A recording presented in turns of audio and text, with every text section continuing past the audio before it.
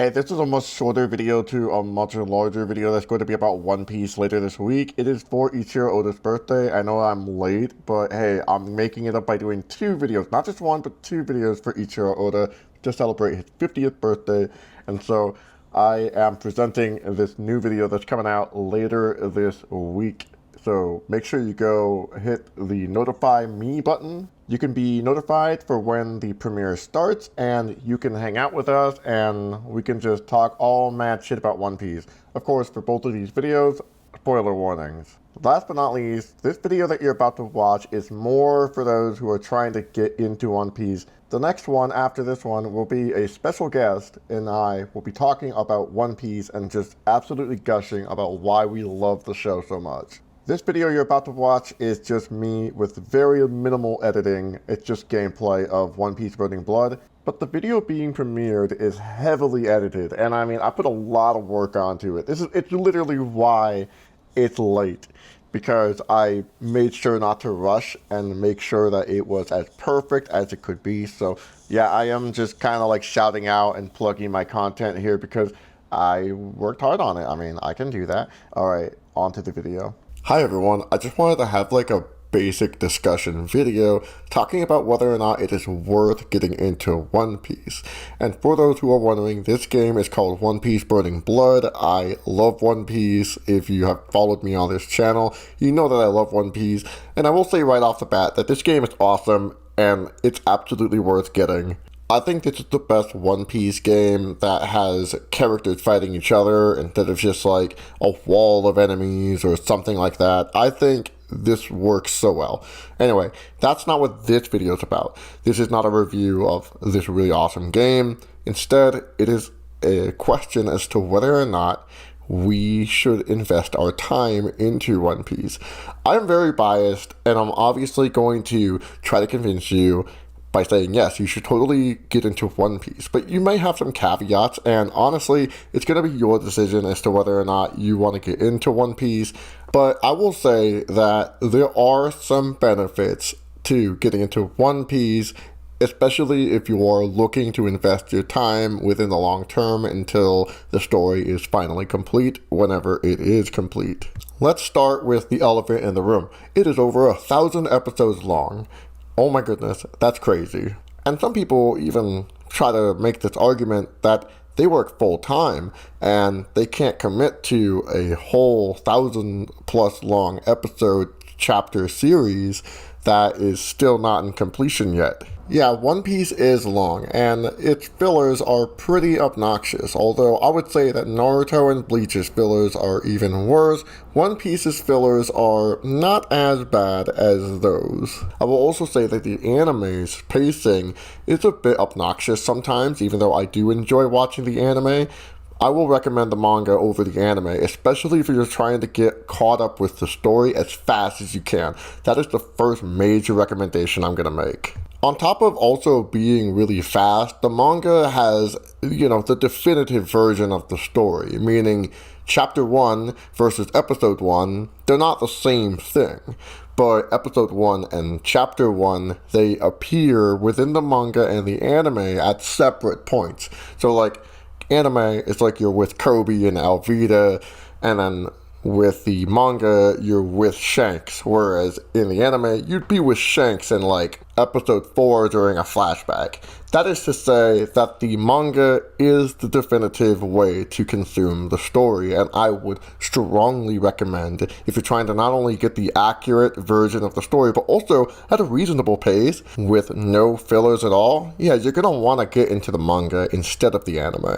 If you do choose to go the anime route, I would recommend looking online for a list of fillers to avoid. That is what I tell all of my friends who do end up trying to get into One Piece, is to avoid all of the fillers, even though they're not as many as they are in other series, especially if we're talking about ratio here. Many people will be subtitle purists and say that you need to watch the anime subbed.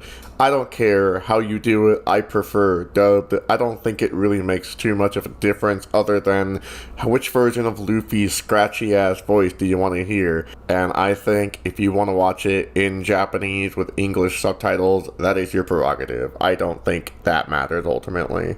What I will say, however, is the version of the anime that you want to watch should depend on localization choices, and I would strongly recommend that you do not watch the English dub that was done by 4Kids in the 2000s. That one is so notorious that One Piece in the United States during the 2000s had a very negative reputation. I even remember in middle school during that time where Korean students were making fun of the show anytime I brought it up because I was interested in an anime about pirates, but the anime was treated with kitty gloves when a lot of the themes in the show are pretty serious and do require a lot of emotional maturity to go through them. I would strongly recommend getting into the Funimation dub if you're gonna go the anime route, because the Funimation dub does tend to handle those much more serious situations with a lot more care and the attention that they deserve. I do think, however, that the Funimation dub can get a little cringy at times in the more light-hearted moments, like when the Straw Hat crew are on the ship and they're just having a jolly old good time. I do think that it tends to get pretty anime-centric, if you know what I mean, instead of focusing on the plotline of a much more deeper storyline. I do think that those serious moments are where the Funimation voice acting tends to thrive. Okay, so I want to answer something that I think some people are going to ask in the comment section. What can I get out of One Piece? Because if I'm going to be really committing to this, I have to get something. There has to be some kind of value into reading a story that is this much of a commitment, especially long term, whether it be through the manga or the anime for that matter. And I have an answer for you. And I think I'm just going to be a little anecdotal about this, but just bear with me here. I think for me personally, what I got out of it was a lot of internal growth, because a lot of times when you read or watch shonen anime like Naruto or Dragon Ball Z or Bleach, Shaman King, hey, I would even call Pokemon, like, in some way, a shonen anime. A lot of it is just power-crawling fantasy, right? It is just the main character getting stronger, whether or not it is measured in some way, and they overcome like a major obstacle.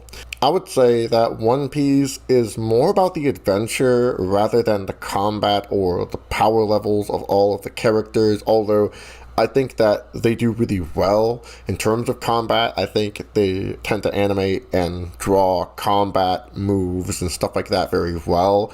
But that's just like a cherry on top, because what you're really in for is a captivating story about a world that's like unveiling before you, and you learn about it through its culture and its history. You learn about like what the people have to say and what their grievances are, what their everyday struggles are, and that's another major topic. Every character has some kind of relationship to like the class struggle. And I mean, whether or not they are the ones who are upholding oppression, or whether they are the ones who are fighting against oppression, or even whether or not they are the ones who are under the boot of oppression. Even former warlord of the sea, Dracul Mihawk right here, is subservient to the boot of oppression. Just because he is a pirate who works for the government, it's quite intersectional if you kind of look at it that way. Where Dracul Mihawk, or even Doflamingo for that matter, swim in a wealth of privilege, other pirates are not so lucky. And I would argue, without spoiling anything, Luffy, which is the main protagonist of the story, is that kind of person who has been on the receiving end of oppression, and with that experience and that knowledge, he typically tends to fight for those who are suffering under oppression, and he tends to befriend a lot of people. That's one thing in particular about Luffy that I've always liked, is that he's really good at making friends. And don't get me wrong, Luffy is not perfect. I would say for one, he is a bit slow to pick up on certain cues. I would also say that he tends to think impulsively, and I think that gets the better of him, especially considering that it tends to get him into a lot of trouble, especially when people are warning him about certain scenarios that could endanger him and others. So he's definitely not perfect, but he still has the emotional maturity to know who he needs to stand up for. He knows he needs to stand up for his friends, but he also has that experience of being oppressed as a kid and growing up. So he also knows that there are people who are usually in a very similar position in life, if not sometimes even worse off than he was growing up. So in essence, One Piece is about Luffy's adventure to obtain the One Piece treasure that was left by Goldie Roger. That's not a spoiler, that's literally the plot line. But I think what happens is that a lot of people hear this plotline and they think, okay, this guy is going to power crawl his way to the One Piece and he's going to be Pirate King, and this is just a shonen about him being like the king of the pirates and he's going to overrule all of the pirates.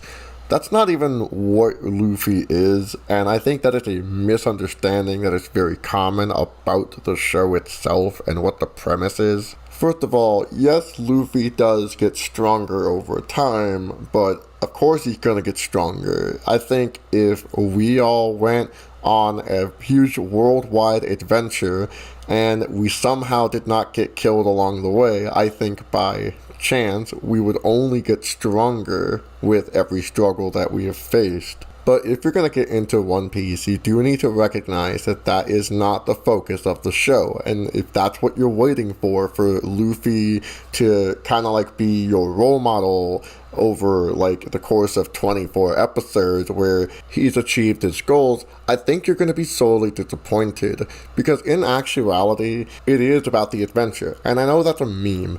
It's about the comrades we made along the way, or the friends we made along the way, or the Namaka we made along the way. I know it's a trope at this point. It's such a trope, and it's such a recognizably mainstream trope. But I think that's the appeal here, right? You do want to see Luffy enter a new country where he's never been to before and interact with the people and see how quirky the culture is and kind of learn about the history and what the impacts of Luffy's actions going to be with the context of that history, so on and so forth. I think a lot of people tend to get lost in like the concepts of the different gears that Luffy can get into, or like the concept of hockey. I do think that to a fault, One Piece tends to overcomplicate power scaling, but also at the same time, I'm not really paying too much attention to these kinds of features within the show. So if you are watching the show and you do hear about like hockey, like Conqueror's hockey, or like Gear 5, and you're not really fully understanding like what it is, maybe just like acknowledge that it's just some kind of like move that they can do and it makes them stronger or something. Honestly, I don't really care. I'm sorry. I'm like in Egghead Island arc right now. I know that like the Sun of Liberation is a thing now. I don't care. It doesn't really fucking matter to me at the end of the fucking day. What I care about is when Luffy is able to overcome those obstacles and make right from wrong in the face of oppression with all odds stacked against him. That's what really draws me into the show. Now, I do want to dispel something that I have heard over the years, and that is the East Blue Saga is worth skipping because it's like a low point and that it is not going to get better until maybe like season 2 and 3 and 4 and 5. And I'm just going to say, don't tell people that, and don't approach One Piece like that at all. In fact, I'm gonna be really hardline about it and recommend you right away to start with episode or chapter 1. Just remember that chapter 1 is episode 4 in the anime, but you're not gonna miss anything in either scenario. But I digress. The East Blue Saga, which is the first part of One Piece, the first like major chunk of One Piece, I would argue is really good and definitely worth watching. I do think, however, that there is a point to consider in how maybe like I have experienced the East Blue Saga versus how you might experience the East Blue Saga. And that is just kind of like where One Piece is. Right now, we are, as of recording this, starting the Elbaf arc, which has been a long time waiting. Such a long time. I mean, we heard about it all the way in Little Garden, which is season 2, but oh my god. That's been a long time coming. But see, we've been waiting for Elbaf for like 20 fucking years, and that's because people like myself have been casually reading One Piece, slowly but surely just chipping away at it for the course of 20 years. Whereas, like, you have probably already seen pictures of Kaido and Big Mom and Doflamingo and all these big bad people, and you want to get to the good shit. You want to see Luffy punch a celestial dragon. You want to see Sniper King burn a world government flag. You want to see Whitebeard say the One Piece is real, can we get much higher? You want to see Luffy declare war on the Beast Pirates, for crying out loud. You want to see the good shit. But when I was getting into One Piece in the mid-2000s, we didn't even know who the fuck Whitebeard or Doflamingo or Big Mom or Kaido were. If I really wanted to sink my teeth into One Piece in the mid-2000s, I either had to commit to the 4Kids dub, or I had to go on an MSN groups page where the manga was just atrociously translated. And speaking of the manga's pacing, that is specifically how I got to the Arlong Park before the 4Kids dub did. And you want to know something? That's all we had. I mean,